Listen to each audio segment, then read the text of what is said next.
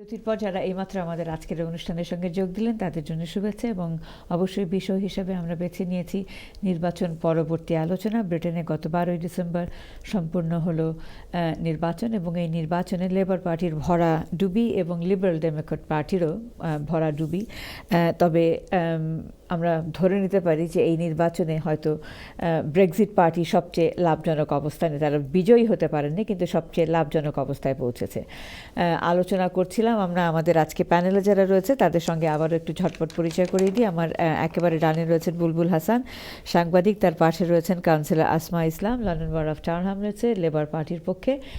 আমার বাঁয়ে রয়েছেন জনাব উদয় শঙ্কর দাস, সাংবাদিক, এবং একেবারে বাঁয়ে রয়েছেন আফজাল সাইদ মুন্না, তিনি লিবডেম পার্টির পক্ষ থেকে। অর্থাৎ আপনার কাছে আসতে চাচ্ছি বুলবুলের কথা সূত্র ধরে যদি বলি যে বুলবুলের যে দুটি বা তিনটি অবজারভেশন দিয়েছে লেবার পার্টির এই পরাজয়ের পেছনে, তার সঙ্গে আপনার কাছে যদি একটু জানতে চাই যে অবশ্যই পার্টির ভেতরে পার্টি লিডারশিপের দুর্বলতা এবং ব্রেক্সিট নিয়ে একটি কি বলবো একটি ভারসাম্যহীন অবস্থানে থাকা লেবার পার্টির ভেতরে তো নিশ্চয়ই আরও অনেকগুলো ইস্যু ছিল, যেটা আমরা বারবার বলতে শুনি যে অ্যান্টিসেমিটিজম একটা ইস্যু ছিল, পার্টির মধ্যে বুলিং একটা ইস্যু ছিল। সব মিলিয়ে জেরেমি করবিনের লিডারশিপকে আপনি কি মূলত দায়ী করছেন কিনা? এখন নির্বাচনের পরে সেটা এখন বলতে হয় যে নেতৃত্বের মধ্যে অনেকগুলো ঘাটতি ছিল। একটু আগে কথা বলেছিলাম, মাত্র 2.5 বছর আগে একটা সাধারণ নির্বাচন দেশে হয়েছে, 263টা আসন পেয়েছিল লেবার, এবং 2.5 বছর আশাতীতভাবে ভালো করেছিল, এবং 2.5 বছরের মধ্যে এমন কি হলো যে 203-এ নেমে গেল। এবং এই 2.5 বছরে কিন্তু অনেকগুলো ঘটনা ঘটেছে, শুধু লেবার পার্টির অভ্যন্তরীণ বিষয় নয়। এর আগে প্রধানমন্ত্রী ছিলেন কিন্তু টেরেসা মে। আমরা একটু আগে কথা বলছিলাম, টেরেসা মে কিন্তু মনে প্রাণে রিমেইনার, বরিস জনসন মনে প্রাণে লিভার। এবং এই 2.5 বছরে পার্লামেন্টে অনেক কিছু ঘটনা ঘটে গেছে, কিন্তু বরিস জনসন জুলাই মাসে প্রধানমন্ত্রী হওয়ার পর তিনি কিন্তু নির্বাচনী প্রচারাভিযান শুরু করে দিয়েছিলেন, এটা বলতেই হবে। হাসপাতাল বাড়বে, পুলিশের সংখ্যা বাড়বে, উনি একটা নির্বাচন নিয়েই কাজ করছিলেন, যে কাজটা কিন্তু লেবার পার্টি করেনি। লেবার পার্টি গড়িমসি করছিল নির্বাচনের ব্যাপারে। করবিন কিন্তু সবসময় বলছিলেন যে আমরা নির্বাচন চাই, কিন্তু নির্বাচন উনি চাইবেন কখন? যখন উনি দেখবেন যে উনি জিততে পারছেন। কিন্তু তখন থেকে যদি লেবার পার্টি নির্বাচনের জন্য একটা প্রস্তুতি নিত, সেই প্রস্তুতির একটা নিলে আরও অনেক ভালো হতো। এবং ভারসাম্যহীনতার কথা বললেন, লেবার পার্টি তাদের ব্রেক্সিট নিয়ে তাদের অবস্থান কোথায় সেটা কিন্তু খোলাসা করে বলেনি। একদিকে লেবার পার্টির ভিতরে রিমেইনার আছে, লেবার পার্টির ভেতরে লিভার্স আছে, কাদের লেখে কাদের ছেড়ে দেবেন সেটা উনি বুঝে উঠতে পারছিলেন, যার জন্য বলছিলেন যে লেবার পার্টি জিতলে আমরা একটা ডিল করবো ইউর সঙ্গে, সেই ডিলটা আমরা তারপরে রেফারেন্ডামে দেবো। এটা একটা হাস্যকর ব্যাপার। তার মানে কি থাকবে নাকি বেরোবে? আমরা একটা ডিল করব, সেই ডিলটাতে আমরা থাকবো কি থাকবো না সেটা আমরা রেফারেন্ডামে দেবো। এটা এই ভারসাম্যহীনতার জন্যই কিন্তু লেবারের ভরাডুবি, নেতৃত্বের একটা যে ঘাটতি সেটা তো আছেই, এবং মোমেন্টাম, আমার মনে হয় মোমেন্টাম একটা বিরাট, দলের ভেতরে দল তৈরি করা, এবং এই মোমেন্টামের যে ইনফ্লুয়েন্স, বিশেষ করে আমরা যাদেরকে করবেনাইট বলি তাদের উপর, এটাতে কিন্তু লেবার পার্টির একটা বিরাট ধস নেমেছে। খুব সংক্ষেপে আমরা মুন্নাভাইয়ের কাছে যাওয়ার আগে লিবডেমের ভরাডুবির বিশ্লেষণ কি হবে? আপু প্রথমত না, আপনার কাছে যাবো তার আগে আমি একটু উদয়দার কাছ থেকে শুনতে চাই। লিবডেম, উনি প্রথম সেগমেন্টে জো সুইনসনের কথা বলছিলেন যে she was very over enthusiastic. আমি কিন্তু ওভার এনথুজিয়াস্টিক বলবো, হয়তো she was over ambitious. She was not only over enthusiastic, she was over ambitious. হ্যাঁ, গত পার্লামেন্টে আমরা দেখেছি যে জো সুইনসনের যে কথাবার্তাগুলো, উনি অন্যান্য দলগুলোর সঙ্গে একটা সমঝোতা করতে চেয়েছিলেন, কিন্তু তার সমস্যা হয়ে গিয়েছিল যে যখন একটা ইন্টারিম গভর্নমেন্টের সম্ভাবনা দেখা দিয়েছিল, with a fixed term government with Jeremy Corbyn in number 10, ওর কেউ কেন ক্লার্কের কথাও বলছিলেন নাম্বার 10-এ, কিন্তু তখন জো সুইনসন বলছিলেন anybody can go into number 10 except Jeremy Corbyn. আমার মতে সেটা কিন্তু আবার অভিজ্ঞতার অভাব, কিন্তু ওই সময়টাই যদি ওই সমঝোতাতে আসা যেত, the whole plot would have been different. একটা ফিক্সড টার্মের জন্য তখন কিন্তু কনজারভেটিভ গভর্নমেন্টকে নামিয়ে দেওয়া যেত, এবং তখন যদি একটা নির্বাচন হতো, সেই পরিস্থিতিতে পুরো ঘটনাটা অন্যরকম হয়েছিল। কিন্তু জো সুইনসন একেবারেই অনড় ছিলেন যে আমরা সব কিছু করবো, কিন্তু জেরেমি করবিনকে নাম্বার 10-এ ঢুকতে দেবো না। এবং আমরা যদি খুব মোটা দাগে একেবারে এই নির্বাচনকে দেখি 2019-এর নির্বাচনকে, যেখানে বলা হচ্ছিল বারবার যে ব্রিটেনের সংখ্যাগরিষ্ঠ মানুষ ব্রেক্সিটের পক্ষে ভোট দিয়েছে, সেখানে তাদের যে একেবারে শক্ত অবস্থান যে তারা ক্ষমতায় গেলে আর্টিকেল 50 তারা অ্যাবান্ডন করে দেবে এবং রিমেইন হয়ে যাবে। তো সেটা সেই সিদ্ধান্তটা কতটা ভুল হতে পারে যেখানে সংখ্যাগরিষ্ঠ লোক ব্রেক্সিটের পক্ষে যাচ্ছে? আবার আমি বলবো যে এটা রাজনৈতিক অনভিজ্ঞতার ব্যাপার। ওটা যদি লিবারেল পার্টির পলিসি হয়েও থাকে, হ্যাঁ, সেটা প্রকাশ না করলেই হতো। সেটা প্রকাশ করাতে কিন্তু এই আসনগুলো যেগুলো জেতার সম্ভাবনা, সেই আসনগুলো হারিয়ে না, কিন্তু সেটা প্রকাশ না করে তারা ব্রেক্সিট অবস্থানে কোন অবস্থানে থাকতো? Remain or leave? না, ওরা তো লিভ আছেই। আমি আমার হচ্ছে স্ট্যান্ড হচ্ছে আই এম এ লিভার, কিন্তু আমি আর্টিকেল 50 রিভোক করে দেব এই কথাটা না বললেই পারতো। আমি যদি ওই অবস্থানে থাকতাম আমি লিভ হিসাবেই থাকতাম, কিন্তু আর্টিকেল 50 রিভোক করব সেটা আমি বলতাম না। এটা বলাতেই কিন্তু অনেকগুলো ভোট তারা হারিয়েছে, এটা আমার ধারণা। আসছে আপনার কাছে। জি আপু, প্রথমত হচ্ছে যে আমাদের ভরাডুবি হয়নি। যদি আমরা হিসেব করে দেখি, আমাদের 12টা সিট ছিল, আমরা একটা হারিয়েছি, ইনক্লুডিং আমাদের দুইজন খুব prominent, Jo Swinson as a leader এবং টম ব্রেক, আমাদের ব্রেক্সিট স্পোক পারসন। আর যদি আমরা আমাদের আলোচনার শুরুতে চলে যাই যে আমাদের অতিরঞ্জিত যেই ভূমিকাটা ছিল যে আমরা 100 সিট পাবো বা 70টা সিট পাবো প্রপোর্শনের ভোট অনুযায়ী, সেই ক্ষেত্রে অবশ্যই ভরাডুবি হয়েছে এবং it was an unexpected. I regret that the decision the peoples of United Kingdom has given their verdict. I respect their decisions, but I think they went too far right. আমি শুধু 3টা জিনিস বলবো ভরাডুবির পিছনে কারণ। এক হচ্ছে যে প্রথমত হচ্ছে আর্টিকেল 50-কে রিভোক করে দিব। That was obviously I would say misleading information, যেটা আমাদের অনেক সিনিয়র পার্সনই এখন বলছেন ইলেকশনের পরে, যেটা হয়তো অনেক আগেই জো সুইসনকে বলা যেতে পারতো, হয়তো ওইখানে হ্যাঁ অন্যরকম হতে পারতো। বাট যদি আমরা জো সুইসনের বক্তব্যকে পর্যালোচনা করি এবং যদি একটু ছোট্ট করে দেখি, সেটা হচ্ছে যে ওনার স্ট্যান্ডটা আর্টিকেল 50-কে রিভোক করে দেওয়ার পিছনে একটাই কারণ ছিল, সেটা হচ্ছে যে this is the only antidote for no deal Brexit, ওখানে আর কোনো অ্যান্টিডোট হতে পারে না। তো সেই ক্ষেত্রে হয়তো শি ওয়াজ রাইট। সেকেন্ড যেই ভরাডুবির পিছনে যেই কারণটা, সেটা হচ্ছে যে দ্য ফিয়ার ফ্যাক্টর, এবং এই ফিয়ার ফ্যাক্টরটা ছিল যে জনগণের মধ্যে একটা ফিয়ার ফ্যাক্টর কাজ করছিল ইলেকশনের এই 6 সপ্তাহের ক্যাম্পেইনের ভিতরে, যে they were not ready to take the risk of having a Jeremy Corbyn government. So ওই ফ্যাক্টরটার কারণেও কিন্তু আপনি যদি দেখেন যে একটা রিসেন্ট রিপোর্টে যেটা আসছে যে 39 years প্লাস যারা ভোট দিয়েছেন তারা কিন্তু ভোটগুলো চলে গিয়েছে সব কনজারভেটিভ পার্টিতে, যদিও তাদের ওভারঅল মেজরিটি কিন্তু ইনক্রিজ করেছে শুধু only by 1%, where Lib Dem basically increased millions of voters plus from 7.3% in 2017, our overall vote share actually gone up for 11.5%. So ওই ক্ষেত্রে কিন্তু আমরা একটা ভালো অবস্থানে আছি এখন পর্যন্ত। আর তৃতীয় যে ভুলটা সেটা হচ্ছে যে আমি বলবো যে ভরাডুবির পিছনে কারণ, সেটা হচ্ছে Brexit party. I think in this elections I also have said that into my other programs as well, that actually the winner is not the Conservative Party. The winner is the Brexit Party because the damage has been done by them. Working class-এর ভোট চলে গিয়েছে Brexit পার্টিতে, because আসলে এটা একটা Brexit election ছিল। This was not a general election that we normally see in every 5 years. গত 3 বছরে সবাই কিন্তু ত্যক্ত বিরক্ত ব্রেক্সিট নিয়ে, এবং সবার কিন্তু ওই বুলবুল ভাই যেটা বললেন যে ভাই করো অথবা মরো, দুইটার একটা। So I think that actually was the real reasons of the damage. Leadership. As a young politician, I'm sure you have some sort of aspiration to get to a much higher level in terms of a politician in Tower Hamlets. Does Corbyn's leadership put you in a position to think that actually this is not the right leadership that you could have followed? Where does that put you? Okay, so I actually didn't vote for Jeremy Corbyn both times, but at the same time I respect the members that gave him the mandate, and I understand why they gave him that mandate. You know, we came at a time when after, Tory austerity, and for Labour Party, for us to be out of government, during the time when Jeremy came, it was 7 years into the second Tory term. A lot of young people, a lot of members in the party saw hope, because Jeremy Corbyn is not your, average politician. He spent over 30 years. He's very principled. He's a principled socialist. What he says is what he stands for.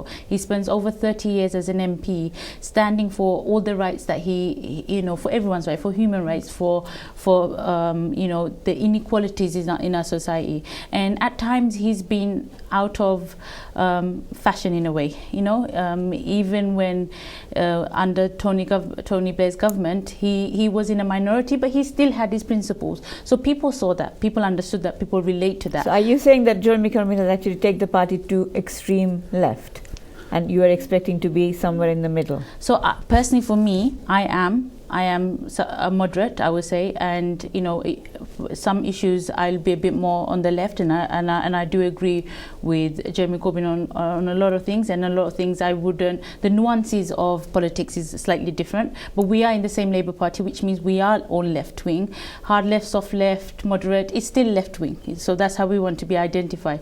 But the membership of the party, which is the largest political party in Europe right now, Western Europe right now, you have to understand the membership is in majority for Corbyn and Corbyn's politics and the hard left politics, because they feel like this is the best solution for majority of the problems in the country right now. But unfortunately, we didn't get that across to the electorate.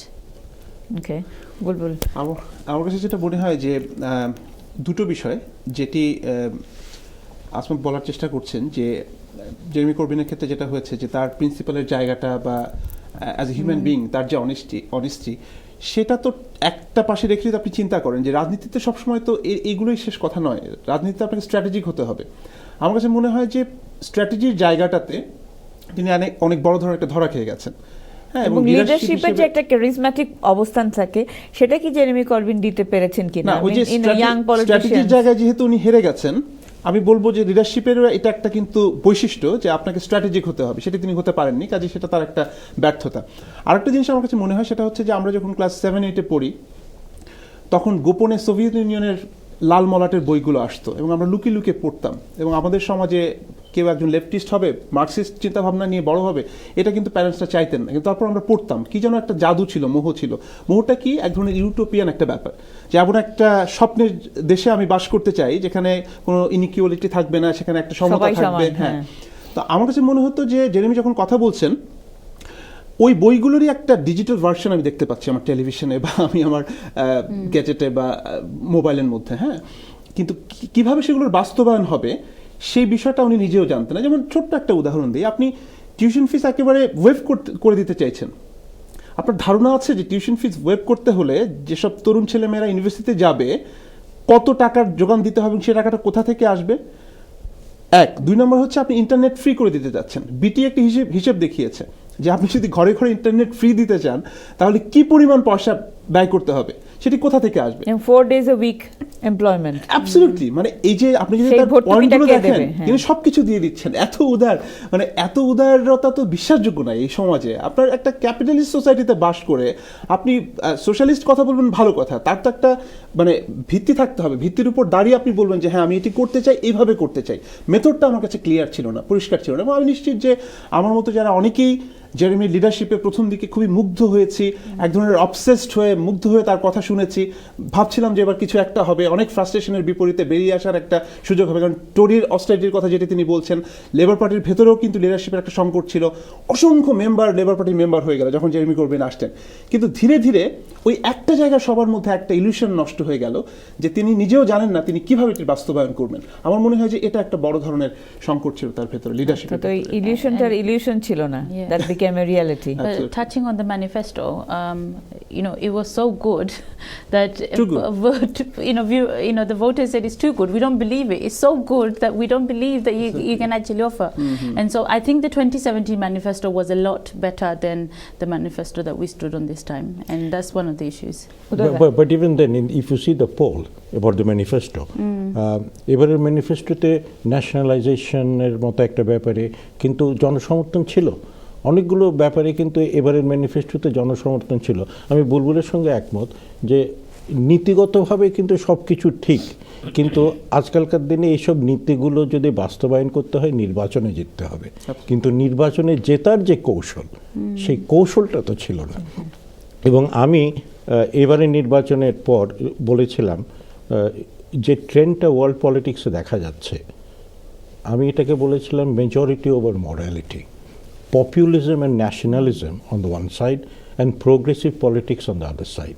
এবং এখন populism and ন্যাশনালিজমের যে একটা ধারা চলে আসছে সেটারই প্রতিফলন কিন্তু এই নির্বাচন। হাওয়া আমরা যুক্তরাষ্ট্র থেকে দেখছি, ভারত থেকে দেখছি, ইউরোপেও আছে। হ্যাঁ, ইউরোপেও আছে, কিন্তু যেই দেশগুলো আমাদেরকে বেশি প্রভাবান্বিত করছে সেই দুটো আমরা তো অবশ্যই আশঙ্কাজনকভাবে আমাদের উপর সেটাই প্রভাব হচ্ছে ফেলছে। Populism and nationalism over progressive politics. ওদের খুব সংক্ষেপে আমরা বিজ্ঞাপন বিরতিতে যাওয়ার আগে আমাদের ব্রেক্সিট পার্টি, অবশ্যই যেটা আপনারা সবাই বলছেন যে actually ultimate winner is Brexit party, তো এটাকে আপনি কিভাবে দেখছেন? নতুন একটি দল এবং তারা কিন্তু এই নির্বাচন পূর্ববর্তী অবস্থানে খুব ট্যাক্টফুলি খেলেছেন, নির্বাচন পরবর্তী অবস্থানেও তারা ট্যাক্টফুলি খেলছেন। আপনার অবজারভেশন জানতে চাইবো, তবে তার আগে একজন দর্শক রয়েছেন, দেখে নিচ্ছি কে রয়েছেন। হ্যালো দর্শক, কে রয়েছেন? হ্যালো, আসসালামু আলাইকুম। ওয়ালাইকুম সালাম। আমি বুলবুল ভাই তো বলছিলেন এতক্ষণ ওনার জার্নির প্ল্যান নিয়ে, তো আমি একটা জিনিস শুধু একটা জায়গায় পয়েন্ট আউট করতে চাই যে আপনারা একেবারেই বিরোধিতা করছেন। সেখানে বলছি যে উনি টিউশন ফি রিমুভ করতে চেয়েছেন। টিউশন ফি কি এখন গভর্নমেন্ট দেয় না? পুরো পয়সাটাই তো গভর্নমেন্ট দেয়, পুরো পয়সাটাই তো ফান্ডিং করা হয়, গভর্নমেন্টের পয়সা থেকে আসে, লোন কোম্পানি থেকে আসে, এবং এই পয়সা জীবনেও কোনো স্টুডেন্টরা ফেরত দেয় না যারা একটা সিলিং পর্যন্ত ওই লেভেলের চাকরি না হয়। আমি এমন বহু স্টুডেন্টকে চিনি যারা টাকাটাই নিয়েছে শুধুমাত্র জীবনেও পয়সা ফেরত দেবো না, জীবনে চাকরির অ্যাপ্লাই করবো না। এমন লোকজনের তো অভাব নেই। তো এই পুরো টাকাটাই তো গভর্নমেন্টের এমনিতেই খরচা যাচ্ছে, সেই ফান্ড থেকেই তো উনি দিবেন নাকি? তো আপনারা এমন ভাবে বলছেন যে উনি কোত্থেকে দিবেন, যোগান দেওয়ার ওনার ক্ষমতা নেই। উনি আছে তো, টাকাটা তো দেওয়া হচ্ছে। আগে 3,000 করে দেওয়া হতো, এখন 10,000 করে দেওয়া হচ্ছে, প্রতি বছর দেওয়া হচ্ছে না? প্রত্যেকটা স্টুডেন্ট কিন্তু দেওয়া হচ্ছে, কোন স্টুডেন্টটা টাকাটা না নেয়। তো আপনারা শুধুমাত্র বলছেন যে ওনার কোনো প্ল্যানিং নাই। উনি বলেছেন যে ব্রডব্যান্ড ফ্রি করে দিতেন। ব্রডব্যান্ড যারা চায়, যাদের যে ব্রডব্যান্ড আমাদের কেন লাগে, আমরা এই ফেসবুক দেখি, এই দেখি, সেই দেখি, এই জন্য তো এই টাকাগুলো তো আসবে যে কোম্পানিগুলো, ওরা অ্যাডভার্টাইজ পায় না। ওরা যদি বলে যে আমরা সবাই মিলে ফান্ডিং করবো, গুগল অমুক তমুক, ওরা সবাই মিলে যদি ফান্ডিং করে টাকাটা হতো।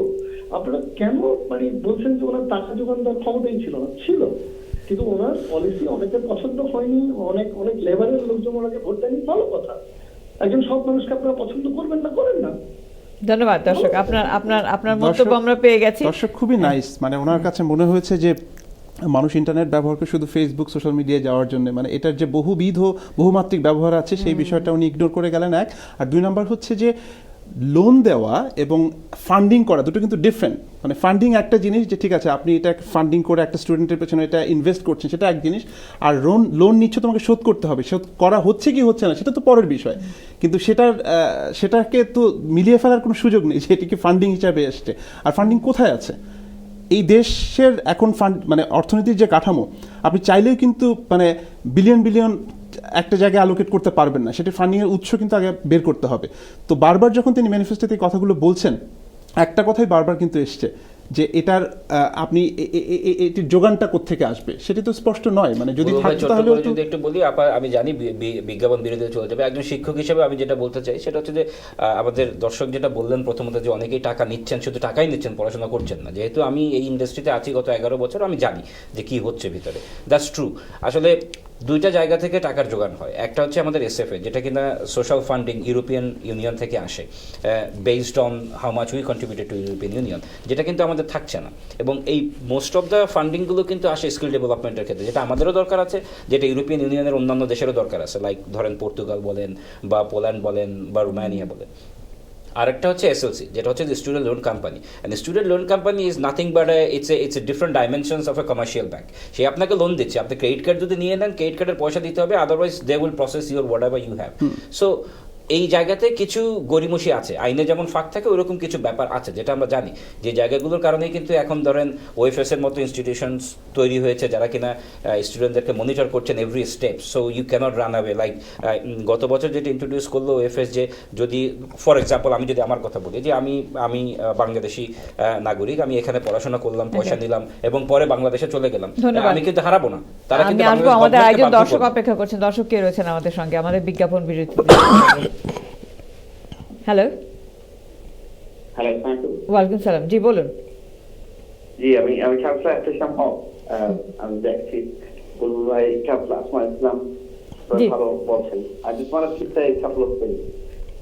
একটা জিনিস যেটা রিফ্লেক্ট করতে চাচ্ছি যে জেমি কোর্বিনের লিডারশিপ, তো আমার কাছে মনে হয় যে in history we should not just judge a leader based on their electoral success.